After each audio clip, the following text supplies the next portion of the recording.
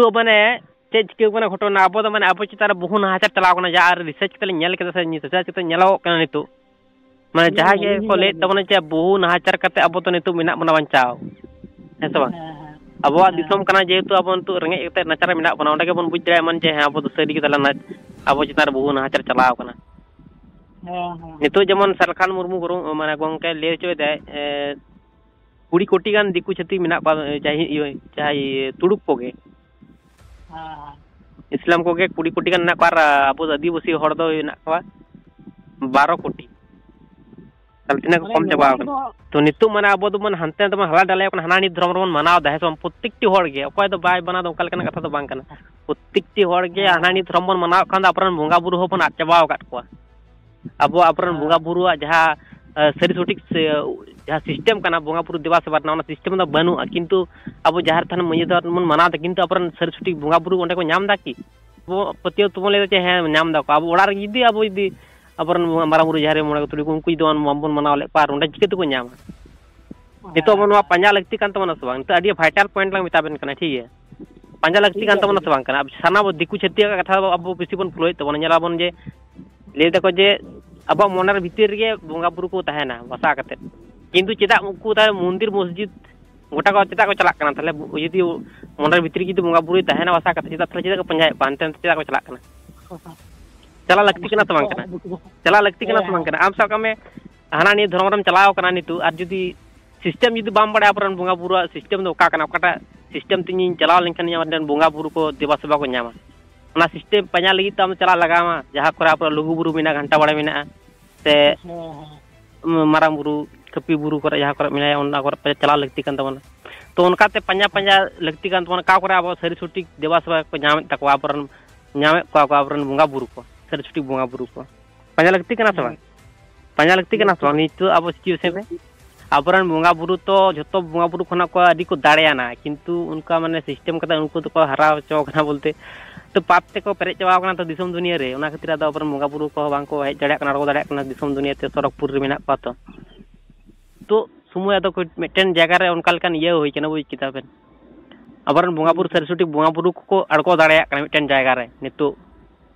मैं पुलिस जुग चाबा कते सब जुग गुजुक कना सानाम हड़ को लेदा दिकु छतिक को लेदा मुस्लिम को मेंदा सानाम हड़ को मेंदा हड़ को मेंदा किछु किछु जाय को बुझ दाड़े कना एक तोरे को दाड़े कना सब जुग गुजुक लगी पाप ते पेरे चाबा कना तो मिट जगह रे सोते सत जायगा माने ओटा बोंगा बुरु को अड़गोन कना अबोरेन सरी सत बोंगा बुरु को सरी संतार बोंगा बुरु को तो अबोरेन दो बोंगा बुरु दो ले दको जे अडी सोते सत ताहे लेखान पाप मने रो दो बांग गानोआ ओडे खाना हमरन बोंगा बुरु दो दाड़े को आइका नाम दाड़े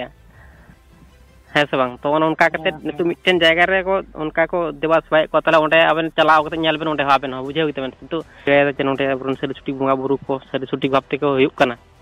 कारण दो कना मिटन दिक्कु छतिका से हिंदुआ मुस्लिमा से क्रिश्चियना चे जिनिस अमेन नेमा सानाम किछु होड़ा प्रत्येक जिनिस सानाम किछु नागाम अब जहाँ तिना नागाम तिना दाड़ियान होड़ कना बन दिसोम रा दिक्कु छतिक से तुड़ुक मुड़ुक झतो को बोतर बन चेदा को बोतर बन ओंडे बेन चलाव खान बेन बुझ जड़े जे सरी गे त ओना खातिर को बोतर बन अब झतो किछु बुझ जड़े ओना दो हुयुक कान तबेना मेदिनीपुर खड़गपुर से बाहागाड़ मेनते नेला बेन यूट्यूब चैनल रे ठीक है साना मोड़ के सगिन खना तो बामबन बुझ जड़े है समान किंतु सुर बन चला लखन तो सुर बन बुझा तो है समान तो ओनका काने सिस्टम ता हड़ तो माने जहां को मने को मने को उठाव कदा जे नोआ दो खराब कना माने खराब कना किंतु हम तिस बच्चा जैसे के तो बाम नेला आमा गे जेद गुना तम तहना किंतु मा चे फायदा होइन तमा क्षति तो हो जड़े आमा जेद गुना ता कते है सब तो उनिया हो बाना हड़ा कथा मिलाव कते काटा भाले बुझुक कना तब ओनाटा डिसाइड में जे ओनाटा है सरी हो जड़े ताम जेद गुना तम दोहो कदा नोटा के सरी किंतु ना सरी कना स्पांग कना चिकितम तम पेतियो दड़े थोड़ा के भूल दो तबन गयाते आ नितु नेल में अब नितु संतरा को 12 कोटी मिना को माने आज चाबाव कना को पूरा एकदम निसुन माने नितु ओंडे चेत फायदा हुई कान तम चिक तुम राज जड़े ओंडे अब यदि दिकु छतिक से इस्लाम कोरेन से ख्रिस्टान कोरेन बोंगा बुरु बन देवा सेवा को किंतु अब ओंडे राज जड़े अब दिसम रे रेंगे नचार के मिना को बिक्री लेका मिना को किंतु अब राज जड़े ओंडे सम क्वेश्चन जगह कना से कुकली ताहे लेनखान जहां सानाम किछु ना आंसर बन नाम दाड़े है से किंतु अब कुकली की तो बाम बन दोय दा बदो उनका सिस्टम अब चिके तुम राज दाड़े अब बुझना लगती कान तबना बोंगा बुरु जहां लगा धर्म को बन मनाव के किंतु ओना धर्म मनाव के अब राज दाड़े की दिसम रे है से तला अब राज करते के अपन बोंगा बुरु के देवा सेवा लगा अपन सरी छुट्टी बोंगा बुरु ओकाटा system abo do hana ni धर्म को डून पाया किंतु धर्म दो बांग मारांगा किंतु abo जहां सिस्टम मारांगा जो तखन अपन बुंगा बुरु चाहते सरस्वती भाबते को ᱧᱟᱢᱟ ᱚᱱᱟ ᱜᱮ ᱠᱟᱱᱟ ᱤम्ᱯᱚᱨᱴᱮंट ᱡᱤᱱᱤᱥ ᱫᱷᱚᱨᱚᱢ ᱫᱚ ᱦᱟᱱᱟ ᱱᱤᱭᱟᱹ ᱫᱷᱚᱨᱢ ᱨᱮᱵᱚᱱ ᱪᱟᱞᱟᱣ ᱠᱟᱱᱟ ᱯᱨᱚᱛᱮᱠᱴᱤ ᱦᱚᱲ ᱜᱮ ᱠᱤᱱᱛु सिस्टम माने परिस्थिति अनुযায়ী तो उनका चलाव लगती काना कारण दो कना एसटी कार्ड बहु किछु कार्ड को लगा ओना किछु माने ओना किछु रे लगा कना से जहां धर्म ते में लगा मा रिलीजन रे जहां धर्म तो लगा मा ओना खातिर तो पुस्तिक खातिर तो ठीक है किंतु बुंगापुर दिवस बा तो लगा मा तो सिस्टम जहां बड़ा तो लगती कान गया है सब उन सुबह खच्चे हड़ को हेले ना तो अबलिनी चला लेन थे उन खच्चे हड़ को खच्चे माने गोरा दिसम हड़ को बुझ जाय कना तो नितो तो माने चल का चिके कना गोटा के दिकु छतिक को माराव का तबना कपी बुरु को ह लुगु बुरु को ह सनाम किछु गोटा को दिकु छतिक को मारा चबाव का तबना गोटा को अशुद्ध चबाव का तबना किंतु अब ओंडा के सरस्वती भाव तो ᱧᱟᱢᱚᱜ ᱠᱟᱱᱟ प्रत्येकटे जिनिस को जहां तीन ᱧᱮᱞ होइना बुझ के तमन से प्रत्येकटे जिनिस के सरी सब भावते प्रत्येकटे जिनिस के मिटन हम बेले जे नो दिकुआ कना बुझ के देबन उनका लेका भावते अबरन सरस्वती बुंगा बुरु उनको ठन दिदा बजतो सनाम कुछ मन ये दाड़ा कना बाबा दिसमर मन राज दाड़ा गया ना अब मिटन दाड़ा मिटन ᱧᱟᱢ ना उनते चलाव कते तो ओना गिन मेन दे चलाव लगती कना सनाम होड़ा गे उनते दो बुझ के देबन से कारण दो कना नितो अब जेलबेन नितो प्रत्येकटे जिनिस रेगे 2 नंबर जिनिस ताहन काना जेलबेन चावले हो प्लास्टिक रना कोंडो दा कॉफी को हो जहां तिने के जम जिनिस को जेल कोबन कुड़कुड़ी को प्लास्टिक रना हाना नियर ना हकु को प्लास्टिक रना को बनाव का किंतु अब जाचा लगती कान तबना सबांग बिली को प्लास्टिक रना ओकाटा सरी सुटिका काना पंजा लगती कान तबना है सबांग मनर मुते भगवान मिनाया गो माने गोरजरा मिना तिया अंतर मिनाया भगवान किंतु पंजा लगती कान तिया सबांग ना ओ दिकु छितिक दुको लेते जे बुंगाबुर चिता पंजा कामा मने मितिर के तो मिना किंतु ओना ओना कथा रे अब को कबू कते को दोहो का बना बुझ के दाम सनाम हड़ा के भक्ति ताहन किंतु सनाम हड़ के बुंगाबुर ᱧᱟᱢ दाड़ाय मा लेबेन मतलब सनाम हड़ा के भक्ति बिना सनाम हड़ के बुंगाबुर ᱧᱟᱢ किया एतु माने अडी सेट को घेराव कते को दोहो का पना कबू कते को दोहो का पना सिस्टम जुदन बुझ दाड़ाय कान बन यदि पन पंजा ना बन क्वेश्चन जुदन दोहाय प्रत्येक जिनिस रे कान बन बुझ दाड़ाय सिस्टम ता किछु कना आर ओना बाहागार रे जुदन हेज दाड़ाय बा कान अडी किछु बन बुझ दाड़ाय अडी किछु आपन आयत्त रे हिजु अडी किछु सिस्टम ता बन बुझ दाड़ाय तो मैं उनको ये जहां जिसु मितम का यूट्यूब चैनल और साथे उनी मिटन चिल बीएच भाई किन ताहे कना 99 उनकिन के मेनदा जे आबेन अमा धर्म हम प्रचार दाड़या उनका किन मेनदा जे इने धर्म दो चेंज प्रचार इने धर्म दो इन दो आलादा धर्म मना किंतु चेंज प्रचार इन दो ना दो किंतु इने सिस्टम पढ़ाय लगती तिनी आर बोंगा बुरु जहां कना को सरस्वती बोंगा बुरु उनको देवा सभा ना सिस्टम पढ़ाय लगती उना गिन दिन ले सनान कान थे अब नोडे अब बुझ लगती तो अब नितो ओकोय राज चला कना अब राज चला कना कि अब राज भी ताहे करे खान सनाम किछ अब सिस्टम लेकाते बन कराव दाड़े किंतु अब राज दो बांग चला कना तो आदो जहां राज चला कना उनी जहां लका कराव उनका लका के कराव लगाव बना आसा उनकी उनी जहां लका मने उनका कराव है आज जदि भाले बुझाय नवा कराव लगती कना एखन कराव बखन तो चिदा कराव ठीक अब तो माने नितु नवा सिचुएशन रे अब जहां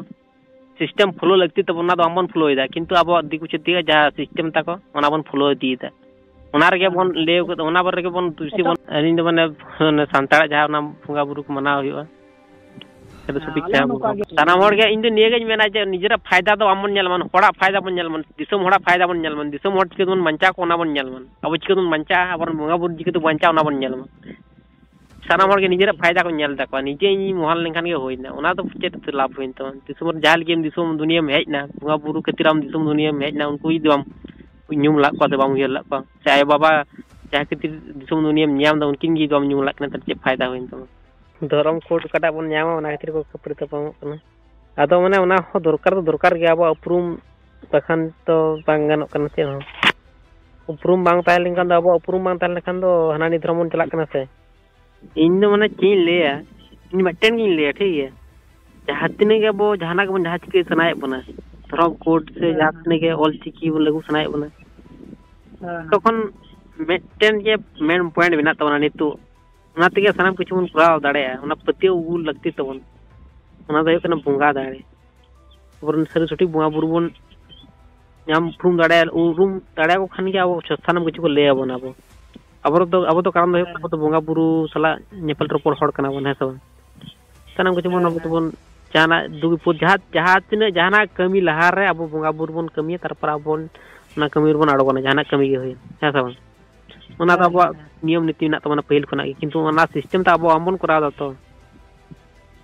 यदि ओना जबन कराव कर रहो किंतु अब जहां सरस्वती भक्त तो हमन कराव दा है सब ताले ओना के कन मेन जिनिस किंतु फुल पतियो तो आमन दोहाय अब तलारे खपरी तबम दो आमन सृष्टि कारण अब तलारे जदि उनका जदि गद्दारी कते भिड़ा तारो अब तलारे मिटन खपरी प्रॉब्लम सृष्टि लेखान विश्वास रपुद तबना है अब तलारे विश्वास रपुद लेखान दो हड़ चिकते को पतिया बना है ताले अब जदि बाबन अब ताना जदि उनका विच्छिन्न अबन पतिया मन दो दाड़े ताले तो चिकते अब को से अब चिकते को सपोर्ट बना से चिकते अब बन लहा दाड़े मी साथ साथ है अब तलारे जतो को इम्पोर्टेंट जहाँ जिनिस रिलेशन भाले दो लगती रिलेशन चिकते तहन जे विश्वास जो तहन फुल विश्वास उन लोग रिलेशन हो ठीक ठाक भावते तहन तबन है विश्वास मेन जिनिस विश्वास दो के मारंग कठिन जिनिस है सोशल मीडिया तो अड़ा का ठीक है किंतु मिटन तहन गया स्थिति हिसाब से जे गद्दारी कराव लेदा किंतु खुद खुद चाबाते बहु चाबा के चाबा खुद खुद तो उन्हें उनतर खुद खुद तहन है वीडियो नि अड़ा का जो तो गेट करते ठीक है अदो इन निया गिन मेना जे अब जाते सानाम हड़ बन जुमिद दड़ाय मा ना गे कन मारांग जिनिस समस्या तो तहन गया समस्या समाधान बन चिके तो ओना गे उयर लगती कन है समस्या तो बन नेला जे समस्या कना समाधान बन चिके तो परमिशन तो हता लगती कना से जाना जिनिस के जो जिनिस ना के परमिशन लिंग हता तारपर लिंग करा बाय चांस रे होय गुदो के ना तो मिटन खराब जिनिस कान दा है बाय चांस तो होय गो ना उनका बिना परमिशन ते ना तो कटी खराब जिनिस कान किंतु नो जहा ये लिंग वीडियो नेड़ा काते उनी जा शिवचोरना ना जहालु कना अकिन जहा किन सिस्टम तकिन ताळाम इदा ना तो अनलीगल सिस्टम तकिन ताळाम दतो है तो संविधान सिस्टम तकिन ताळाम दा की है तो संविधान सिस्टम ते तीन ताळाम के खान बांकिन अपमान दाड़िया क्या अमरन गुरु गंके चल चिकी बांकिन विरोध दाड़िया क्या संविधान सिस्टम तकिन फॉलो किया सो ओना खातिर ते किन बांकिन कराव कदा उनमरांग कदा किन उनमरांग उपमान किन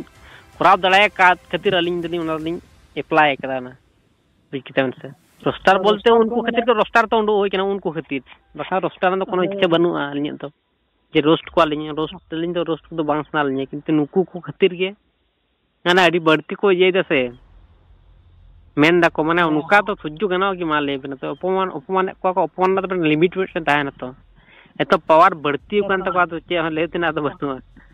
संताड़ी दुन शत्रु को बेना तला अब चिकत बन लड़ाई के तो अचित बंचा तो तहन अब दिसम चिकत बन राज चावना के मिटन उयरना विषय कना नितो अब संताड़ के बन असल बन शत्रु तबन बेना कना तो तबन बनाव कना संताड़ के जेमन मिटन रमेश किस्कू से चिली कना के अवेस उनका के तो उनकिन किन मेमेन कना जे अब जहाय बिरसा मुंडा को तहा कना बिरसा मुंडा जहां बाय तहा कना तो उनी को साब लेदा ना बिरसा माने मुंडे ओडे को साब चौ कते तारपर जहां हो कना सिद्धू कानू तिलका मुर्मू बीरबांटा को तहा कन तो उनको को साब चौ का संताड़ को साब चौ कट को ताले ओंडे के बुझमोन ताले अब संताड़ रे शत्रु मेना को अब बन उरुम को मान बाध्य कते लेते बाध्य होय कना उनका भारी बड़ी कथा को तो है ताले ओनका सिचुएशन रे मेना बना किंतु अब यदि कमजोरी बन तहन अब को आरो को लेवल लटम बना को मामन प्रतिबाद लेखान वो संताड़ के विरोधी को तैयारी होगन तो आदो ओना तो बाय मिटारा ओना तो पढ़ा तो बाय मिटारा नियो मार्केट तो ठीक है तो माने अब यदि जहां तिन के सक्सेस हड़बन फॉलो को सक्सेस जहां तिन को मेना को सक्सेस मेन हड़ सक्सेसफुल जहां व्यक्ति मेना को जहां धीरूभाई अंबानी से नुकु जहां उनकान को मेना को शाहरुख खान उनकान को जहां मेना को उनको बन नेल को से पढ़ा डिग्री ताको उनको जहां ते मारंग मारंग हड़ जनरल तो कोनो डिग्री बनु तो बेसी डिग्री बनु तो कोई 9 फेल 9 पास 9 फेल 10 फेल से हाई सेकेंडरी फेल ओन कान को प्रत्येकटी हड़ किंतु मिटन मने रे आग्रह ताहे दरकार जे इन कराव लगती कान चेनो इंस्टा जनरल एजुकेशन तो बा मिटर जनरल नॉलेज दरकार किंतु जनरल एजुकेशन तो ज्यादा तो बांग ताहेरो गानो ठीक है लिंदो नियालिंग मेना तोड़ा उयर तो बांग समाना से इम्पोर्टेंट चल कने एक्सपीरियंस ताना तो बांग ले बांग गानो और तो जहाल कने को हेन किंतु उनी ठन चेक एक्सपीरियंस मेना से चेक शिक्षा हता दाड़े का ओना के कने इम्पोर्टेंट जिनिस है सब